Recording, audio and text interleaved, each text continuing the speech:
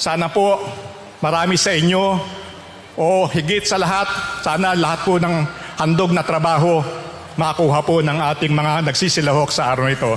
12,000 benepisyaryo ng Pantawid Pamilyang Pilipino Program o 4Ps ang nagkaroon ng pagkakataon ngayong araw na makakuha ng trabaho sa isinagawang job fair sa lungsod ng Maynila.